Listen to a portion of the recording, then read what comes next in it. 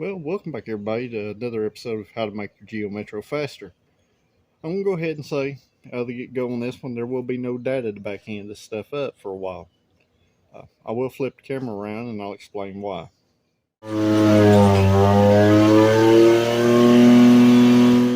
Alright guys, and I told you I'd explain why there's not going to be no data in this video to back anything up that I'm doing today. If you missed the last video, the Project Freetro update, the transmission's broke in it. I fixed our boost leak. We've made 20 to 24 pounds of boost, and the transmission immediately died. The transmission had been kind of troublesome in the beginning, but seemed fine since then. So I'm still currently looking for another automatic transmission torque converter somewhere close to southeast Tennessee. I do have a manual swap that I can start doing on the car. I really wanted to push automatic as far as we could push it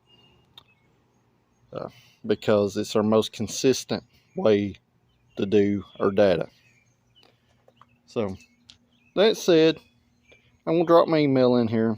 If you have a transmission you're close by, you want to get rid of it, hit me up. But since the car's been broke, I have been working on it.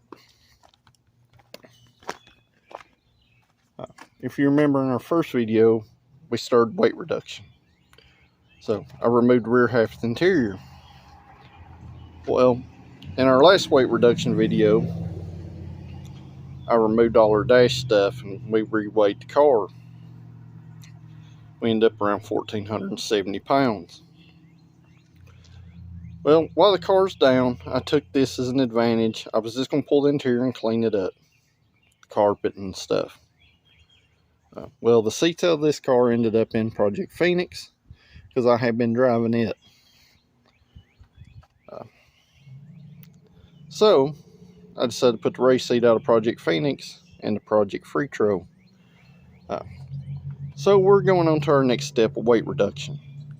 So until I can get all the transmission stuff gathered up or find another automatic transmission for it, I am going to I'm going to slowly plug away at removing weight from the car. So on this, what I'd done, so far I'd removed the seats, the carpet, the console and the little trim pieces. And you also notice I removed the big old seat belt pieces from inside the door. Now, you can use a Geo Tracker seat belt to convert these to a standard 3-point belt.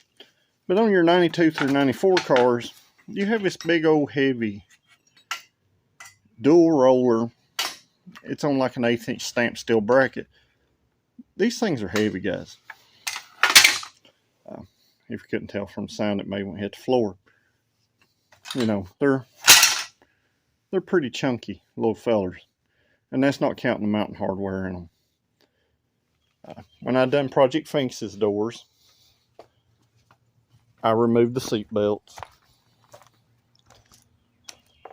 I removed the window regulators in it and the door crash beams. On this car, I'm not going to remove the window regulators. Anytime you do weight reduction, I preached this in the past, only take out what you can live with, guys. This car is a project car. So we're going for max effort here. Like I told you before, you gotta figure out what you can take out and what you can live with and not live without. Obviously, the lighter these cars are, the better they pick up. Anytime you add a power adder, weight don't matter as much. More power you make, the less effect weight has. A good example of that is Project Phoenix. We have a Ford 500 horsepower V6 with turbo shoved in the rear and it weighs 2,100 pounds. The car is very quick. So, that said, I'm going to work on my seat. I'm going to work on removing the factory ECM and harness and all that stuff down in there that we don't need anymore with the Holley EFI and the HEI ignition. So it's going to be kind of a slow process, guys, to get this thing back together. And I've told y'all before that, you know, this is kind of the way this stuff goes. So what I done to mount the race seat, I just drilled 2 holes in the brace up here, and I drilled me a larger access hole so I can get to the bolts.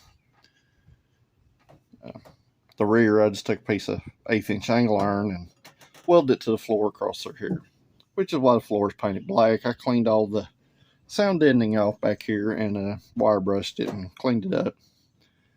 Now, I would have painted it blue like the back, but I don't have any more blue paint, so black it is. But I got our seat over there. It bolts right in now, and I'll pop back in when I get it back in. But I've been trying to keep these videos where they're kind of simple for you guys. Like I always told you, you got to take some kind of creative responsibility for yourself. I could show you how to do everything step by step, and then we'd end up with 2-hour, 3-hour long videos. And I just can't do that because I record off my cell phone, and that's why my video quality sometimes ain't the best. So basically, like I said, weight reduction out there. You just take what you're comfortable taking out. If you want to. If you don't take no weight out, that's fine too. But the main goal for this car, since it was an unexpected project, is kind of a max effort deal. Now, I've just been slowly working up to it. I could have went to it straight from the get-go. The supercharger is not our final stop with that car. And as you can see over my shoulder over here, there's another 3-cylinder block sitting over there. And that is a field block.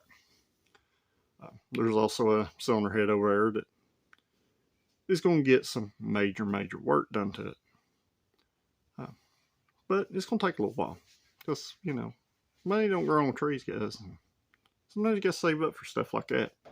So we're going to run the supercharger out until, you know, it's maxed out. And then we'll progress over towards that. And alright, guys. I'm going to end this video. Our race seat is mounted pretty firmly. Basically, anytime you take something universal like this, and I kind of skipped over it in the video, you're going to have to make it fit. There's no technically a right way to make something like this fit. So I used angle iron, and as you can see, I based angle forward. I did put a little piece of box tube in between. That way it don't have a tendency to want to roll forward and push through. So basically, this is the way we're going to run this. And I've still got to add the seat belts and stuff to it. And I plan on making a junkyard trip sometime this week and seeing what I can find that's easily adaptable. So, other than that, that's about all I got done today. So that's it, guys. You know, it's going to be kind of slow progress on Project Free Trail for a little while. Like I said before, transmission's tore up. I don't have a whole lot of cash disposable right now. Just remember, always try to support your small business friends. You got somebody trying to do something, make sure you support them. And I'd also appreciate, if you like watching these kind of videos, if you'd hit that subscribe button for me. You know, that really helps. It don't cost nothing and it's free. So, that also said, we'll see you at the next one.